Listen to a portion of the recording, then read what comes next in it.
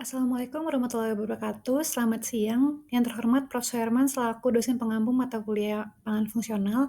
Izin memperkenalkan diri, nama saya Angelika Rutkara Sirait dengan NIM 210301231401151. Pada siang hari ini saya akan mempresentasikan mengenai makalah yang sudah saya buat berjudul Pemodelan dan Simulasi Kinetika Degradasi B-karoten pada wortel sama proses pengeringan konvektif menggunakan Skylab.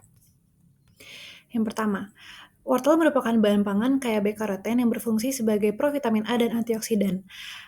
Senyawa ini menjadikan wortel bahan potensial untuk pangan fungsional. Namun, proses pengeringan dapat menurunkan kadar B-karoten akibat degradasi termal dan oksidatif.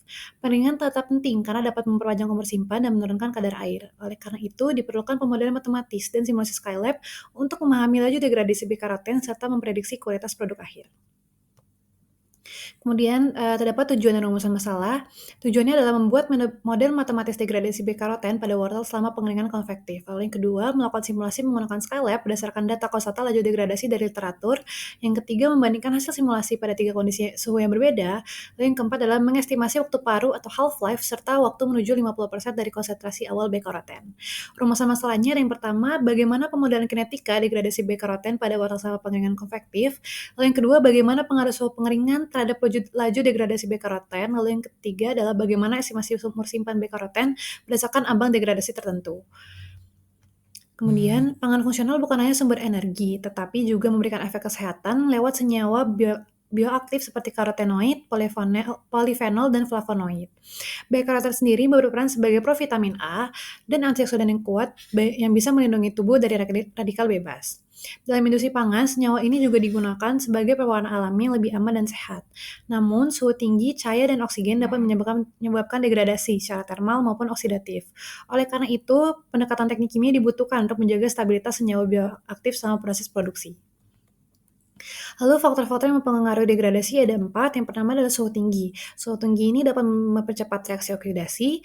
Lalu yang kedua ada kelembapan yang dimana dapat memperbesar difusi oksigen. Lalu yang ketiga ada oksigen. Lalu yang keempat ada cahaya UV karena bisa menyebabkan fotooksidasi. Jadi proses pengeringan ini harus diatur dengan cermat agar nutrisi B-karoten dapat terjaga. Lalu terdapat kinetika dan mekanisme degradasi B-karoten. Degradasi B-karoten ini mengikuti reaksi orde pertama dengan persamaan yang tertera pada slide. Lalu nilai K ini meningkat seiring kenaikan suhu berdasarkan jurnal. Artinya, semakin panas B-karoten semakin cepat terdegradasi, sehingga simulasi Skylab ini mempermudah visualisasi dan membantu menentukan suhu optimal untuk menjaga kandungan nutrisi. Kemudian ini adalah script Skylab yang saya gunakan untuk memodelkan visualisasi dari makalah ini. Kemudian ini merupakan hasil dari grafik simulasinya. Simulasi menggunakan Skylab 2025.1.0 berhasil menggambarkan pola degradasi B-karoten pada wortel selama proses pengeringan konvektif.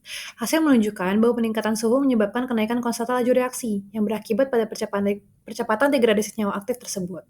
Waktu paruh B-karoten menurun dari 3 jam pada 45 derajat Celcius menjadi 1,4 jam pada 65 derajat Celcius. Dengan demikian, model kinetika orde pertama dapat digunakan untuk memprediksi kehilangan nutrisi akibat perlakuan panas. Simulasi ini dapat menjadi dasar dalam merancang proses pengeringan yang optimal guna mempertahankan nilai fungsional produk pangan. Kesimpulannya, Skylab dapat digunakan sebagai alat bantu simulasi untuk memperkirakan kehilangan B-karoten selama proses pengeringan, sehingga bisa membantu perancangan proses industri yang lebih efisien dan tetap bergizi. Terima kasih.